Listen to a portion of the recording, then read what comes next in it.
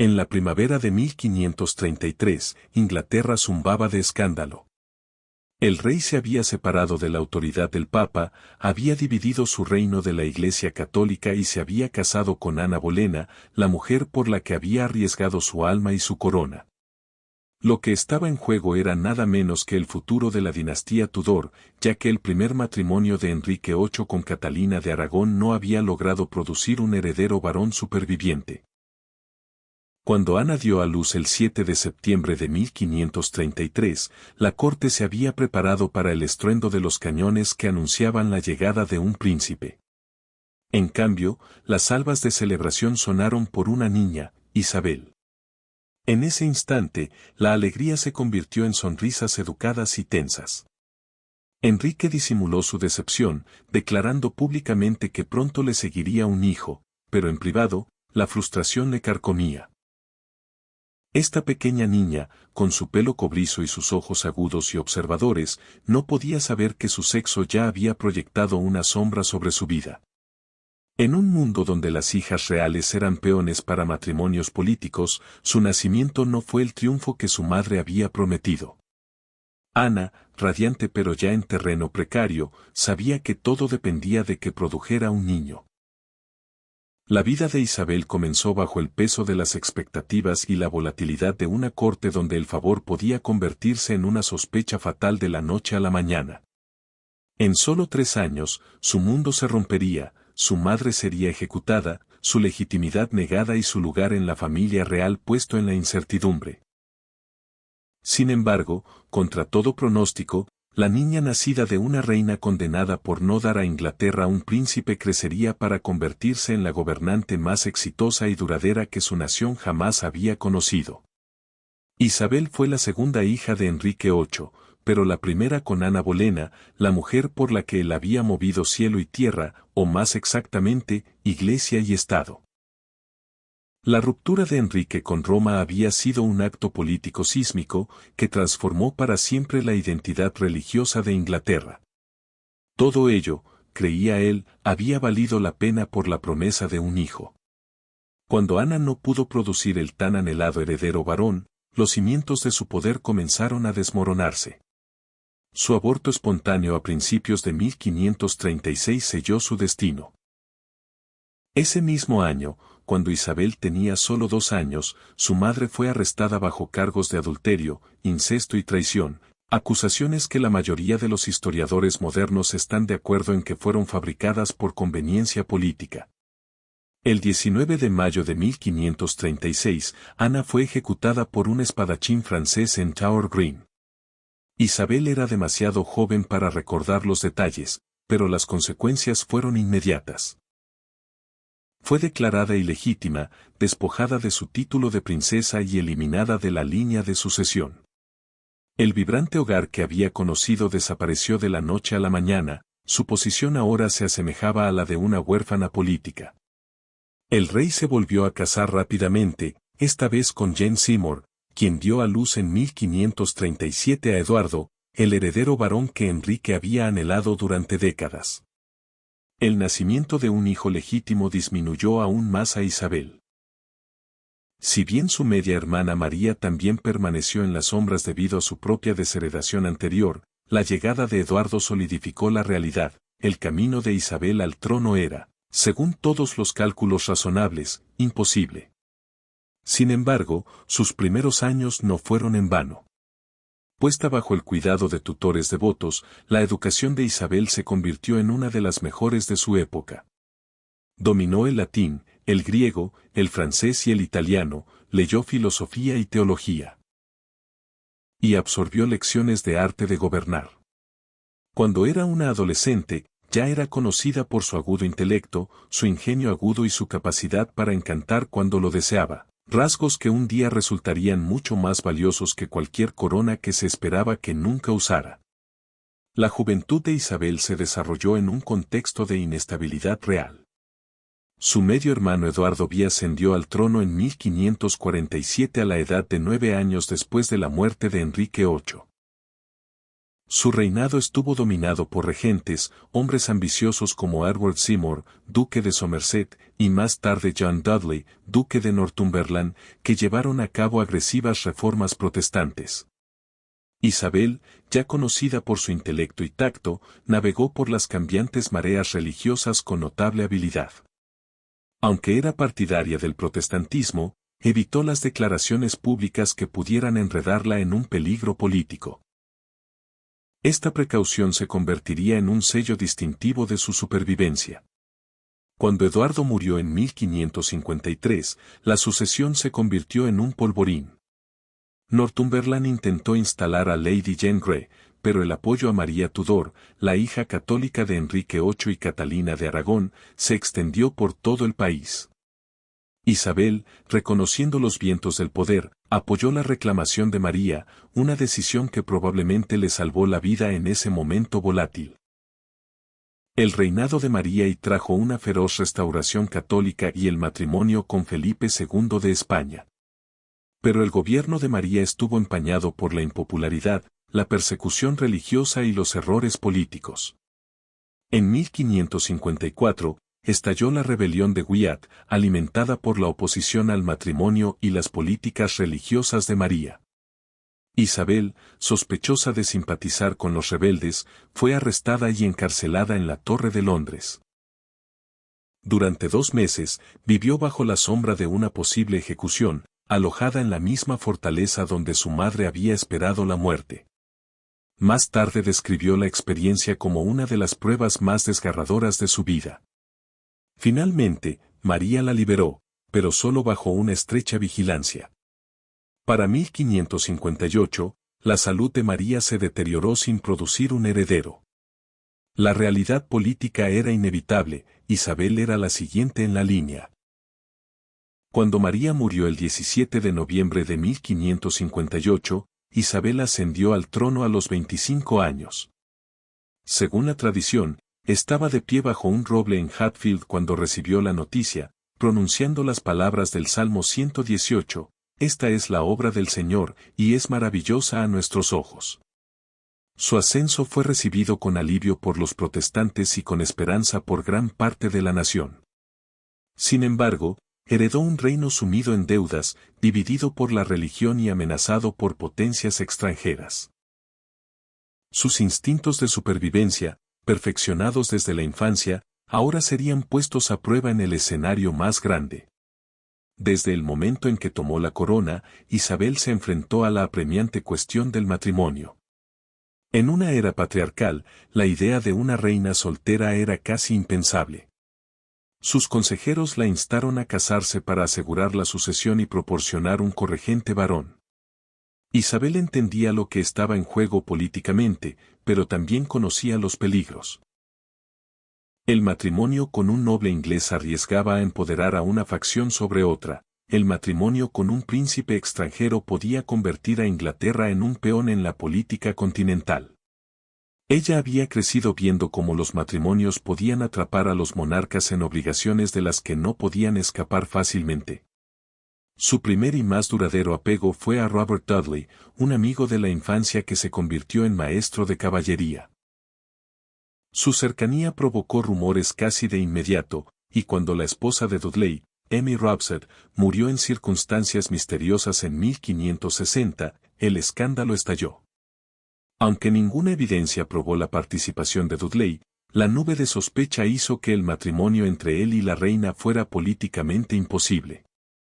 Años más tarde, Isabel contempló la posibilidad de casarse con Francisco, duque de Anjou, el hermano menor del rey francés. Su noviazgo fue inusualmente público, culminando en un momento dramático cuando ella le colocó un anillo en el dedo ante la corte que observaba. Pero como siempre, se echó atrás antes de un compromiso final, declarándose demasiado casada con su pueblo para entregarse a un marido. El cuidadoso manejo de su estado civil por parte de Isabel se convirtió en un arma diplomática. Usó la posibilidad del matrimonio como palanca en las negociaciones con potencias extranjeras, manteniendo a los posibles pretendientes y a sus naciones en un estado de esperanzada incertidumbre. con el tiempo, comenzó a autodenominarse la Reina Virgen, una soberana que pertenecía únicamente a Inglaterra. Esta imagen cultivada sirvió para múltiples propósitos. Reforzó su independencia, la elevó por encima de las mujeres comunes y, en una época que idealizaba la virtud casta, la presentó como casi divina. Sin embargo, detrás del simbolismo político se encontraba una mujer de carne y hueso, capaz de afecto, deseo y dolor, emociones que, con el tiempo, darían forma al curso de su reinado. En una época en la que los monarcas proyectaban autoridad a través del esplendor visual, Isabel entendió que su imagen era una herramienta política tan vital como sus ejércitos o su tesoro. Los retratos de la reina la presentaban como atemporal, sin edad y casi etérea, un símbolo viviente de la estabilidad y la gloria de Inglaterra. Pero detrás de esa fachada cuidadosamente cultivada había un régimen de belleza agotador y, en última instancia, peligroso. En 1562, Isabel contrajo viruela, una enfermedad que la dejó con cicatrices visibles en la cara y el cabello ralo. Aunque sobrevivió, por poco, la enfermedad marcó un punto de inflexión en la forma en que se presentaba. Decidida a parecer intacta por el tiempo o la desgracia, comenzó a usar cerusa veneciana, un cosmético muy preciado hecho de plomo blanco mezclado con vinagre. Creaba la tez de porcelana de moda entre la nobleza, pero también era profundamente tóxico. Capa sobre capa de cerusa enmascaraba las imperfecciones, rematada con colorete a menudo mezclado con mercurio para dar a las mejillas un rubor saludable. Con los años, el plomo y el mercurio absorbidos a través de su piel podrían haber causado daño neurológico, insuficiencia orgánica y una salud crónica deficiente. Los historiadores ahora creen que su declive físico gradual en años posteriores, fatiga, irritabilidad, pérdida de apetito, pudo haber sido empeorado por el lento envenenamiento de sus propias prácticas de belleza. El artificio no se detuvo en el maquillaje. Pelucas de cabello rojo o dorado llamativo, con rizos elaborados, reemplazaron lo que la viruela había adelgazado. Las joyas brillaban en sus vestidos, que estaban confeccionados con telas tan pesadas con bordados y perlas que apenas se podían usar sin ayuda. Cada aparición pública era un acto de teatro, una reina que no solo gobernaba a su pueblo, sino que encarnaba una Inglaterra casi mítica. Esta devoción por la apariencia no era solo vanidad. En un clima político turbulento, cualquier signo de debilidad podía envalentonar a los enemigos en casa y en el extranjero. Al presentarse como la reina virgen sin edad, Isabel reforzó la ilusión de que era inquebrantable, eterna y más allá de la fragilidad mortal, incluso si eso significaba sacrificar su salud para mantener la farsa. El reinado de Isabel se convirtió en uno de los periodos más célebres de la historia inglesa, más tarde apodado la Edad de Oro. Heredó una nación debilitada por las deudas, dividida por la religión y amenazada por poderosos enemigos, pero a través de una cuidadosa diplomacia y astutos instintos políticos, la condujo hacia la estabilidad y la prosperidad. Su mayor triunfo militar llegó en 1588, cuando España, bajo el rey Felipe II, lanzó la Armada Española, una flota masiva destinada a derrocarla y restaurar el gobierno católico. Los barcos más pequeños y maniobrables de Inglaterra, comandados por capitanes experimentados como Sir Francis Drake y Charles Howard, hostigaron a la armada por el canal. Una combinación de habilidad táctica, feroz resistencia y tormentas violentas dispersó la flota española. La victoria se convirtió en un momento definitorio de su reinado, cimentando el estatus de Inglaterra como una potencia naval en ascenso e impulsando el orgullo nacional. Isabel también fue una patrocinadora de la exploración. Concedió cartas a hombres como Drake, que circunnavegó el globo, y a Sir Walter Raleigh, que patrocinó expediciones a las Américas. Estas empresas sentaron las bases para las futuras ambiciones coloniales de Inglaterra, aunque trajeron beneficios inmediatos limitados. Culturalmente, su corte se convirtió en un faro para las artes. Dramaturgos como William Shakespeare, Christopher Marlowe y Edmund Spenser florecieron bajo su patrocinio, produciendo obras que aún hoy definen la literatura inglesa. La música, la poesía y la arquitectura prosperaron, mezclando la elegancia renacentista con un estilo claramente inglés. Religiosamente, Isabel buscó un camino intermedio entre el protestantismo y el catolicismo, formalizado en el asentamiento religioso isabelino. Si bien no eliminó toda la disidencia, proporcionó un grado de estabilidad después de décadas de violentos vaivenes entre las religiones. Para la década de 1590, Inglaterra era más rica, más segura y más unificada de lo que había sido en generaciones. Gran parte de ese éxito se debió a la negativa de Isabel a ser acorralada, ya fuera en la guerra, en el matrimonio o en la política. Sin embargo, incluso cuando la Edad de Oro brillaba, las sombras se cernían, y la reina que había gobernado con tanta habilidad se enfrentaría a una serie de golpes personales y políticos de los que nunca se recuperaría por completo.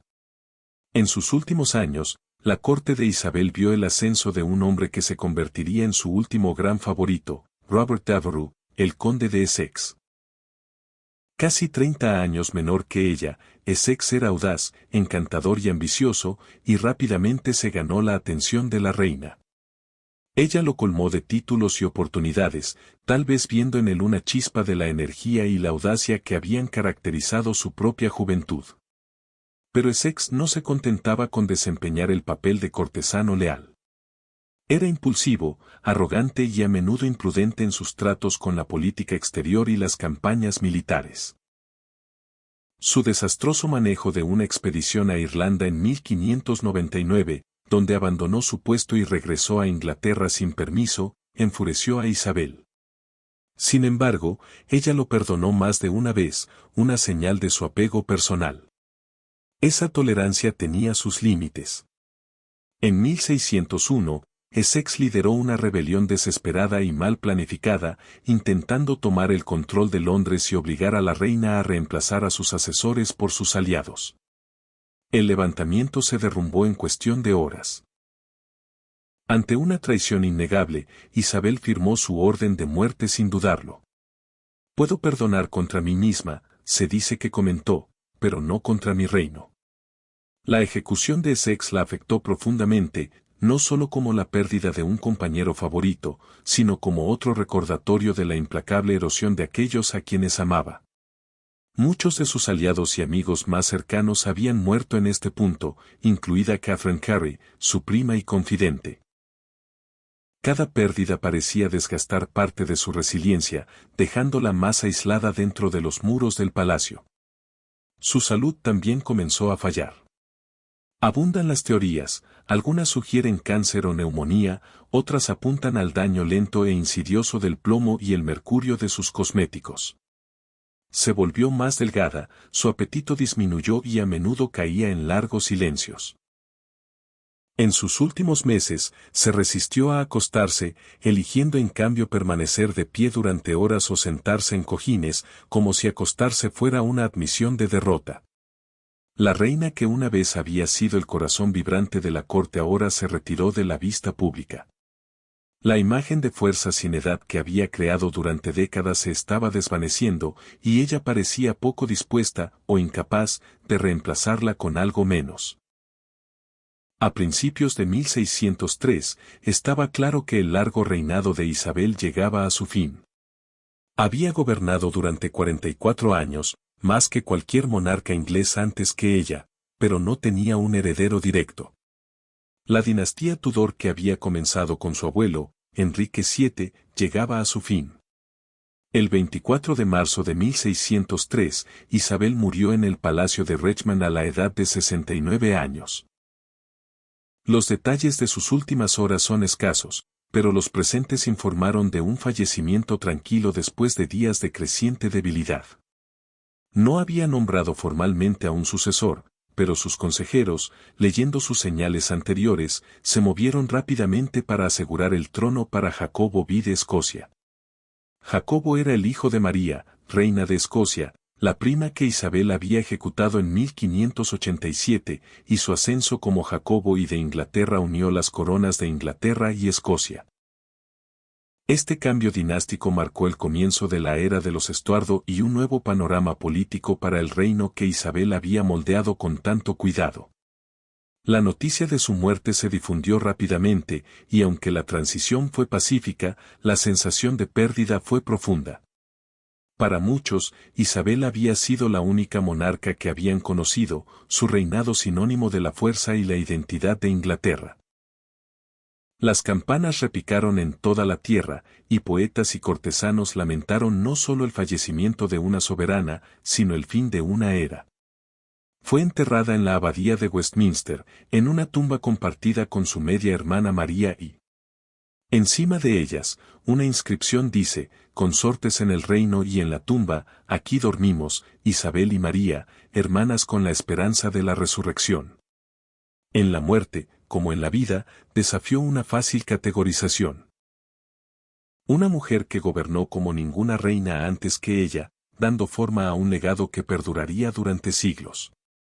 El reinado de Isabel ha sido recordado no solo por sus triunfos políticos y culturales, sino por su desafío a las expectativas. Había nacido en el escándalo, declarada ilegítima después de que su madre, Ana Bolena, fuera ejecutada por orden de su padre por no producir un heredero varón. Por toda lógica, Isabel debería haber sido una nota a pie de página en la historia de los Tudor. Un recordatorio del matrimonio fallido de su padre y su ambición sangrienta. En cambio, se convirtió en la monarca que definiría una era. Su negativa a casarse desconcertó a las cortes extranjeras y frustró a sus propios consejeros. El matrimonio se había visto como una necesidad política, un medio para asegurar alianzas y producir herederos. Sin embargo, Isabel transformó su estado de soltera en un poderoso símbolo. Autodenominándose la Reina Virgen, unió su identidad a la nación misma, declarando, en efecto, que Inglaterra era su cónyuge y el bienestar de su pueblo su único hijo. Esto no fue un simple gesto romántico, le permitió mantener la independencia en la diplomacia, evitando enredarse en dinastías extranjeras y conservando la autoridad absoluta sobre su propio gobierno. La Edad de Oro isabelina sigue siendo una piedra de toque en la historia británica. Fue una época de floreciente literatura, exploración audaz y un nuevo sentido de identidad nacional. Fomentó una corte donde se celebraban el arte y el intelecto, y demostró ser experta en equilibrar las demandas del Parlamento, la Iglesia y una población inquieta. Su Inglaterra fue una que se atrevió a desafiar a España en los mares, a reclamar un lugar en el Nuevo Mundo y a celebrar a sus poetas y dramaturgos como tesoros nacionales. Y, sin embargo, su reinado también estuvo marcado por contradicciones. Su imagen de belleza perfecta e inmutable tuvo un costo que pudo haber acelerado su muerte.